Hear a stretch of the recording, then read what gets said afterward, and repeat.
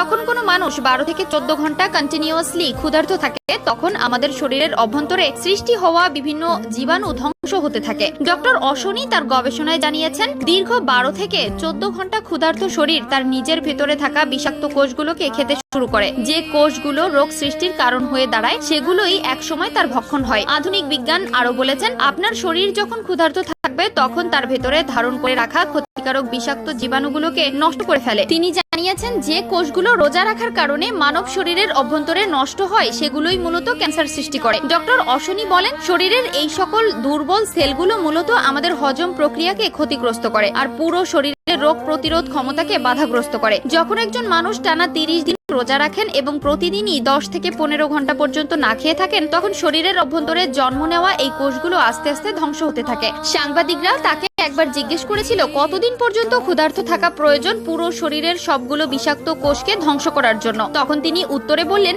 যদি আপনারা বছরে কমপক্ষে 25 থেকে 30 দিন কন্টিনিউ ক্ষুধার্ত থাকেন তাহলে আপনার শরীরের অভ্যন্তরে ক্যান্সার সৃষ্টিকারী বিষাক্ত কোষগুলি কোনোভাবেই সৃষ্টি হতে পারবে না। তিনি বললেন, একটি রোজা সাধারণত 12 থেকে 14 ঘন্টার হয়ে থাকে, যা এই বিষাক্ত কোষগুলো ধ্বংস করার জন্য একদম পারফেক্ট। কেননা রোজার মধ্যে কোনো কিছু পানও করে না, আবার কোনো কিছু খায়ও না। আর আমাদের শরীর এই প্রসেসটি কমপ্লিট করতে 1 মাস সময় নিয়ে থাকে, যা আল্লাহর 1 মাস রোজার মাধ্যমে প্রমাণ দিয়েছেন। রোজা প্র্যাকটিস করা মানুষদের ক্যান্সার হওয়ার সম্ভাবনা 0.1%, কিন্তু বেরোজগারীদের ক্যান্সার হওয়ার সংখ্যা দিন দিন বেড়েই চলেছে। রোজা রাখার ফলে 30 দিনে আমাদের শরীর পুরোপুরি ভাবে বিষমুক্ত হয়ে যায়। বিষয়টি এমন যে রোজা রাখার ফলে সারা বছরে একবার আমাদের শরীর সম্পূর্ণরূপে মুক্ত এবং পরিষ্কার হয়ে যায়। আজ থেকে 1400 বছর আগে আল্লাহ রাব্বুল আলামিন প্রত্যেকটি মুমিনের উপর 30 দিন রোজা রাখা ফরজ করে দিয়েছেন। আল্লাহ বলেছেন, তোমরা যদি রোজা নিয়ে গবেষণা করো দেখতে পারবে রোজা তোমাদের জন্য কতটা গুরুত্বপূর্ণ। রোজা রাখার উপকারিতা, গুরুত্ব ও ফজিলত সম্পর্কে পবিত্র কোরআন ও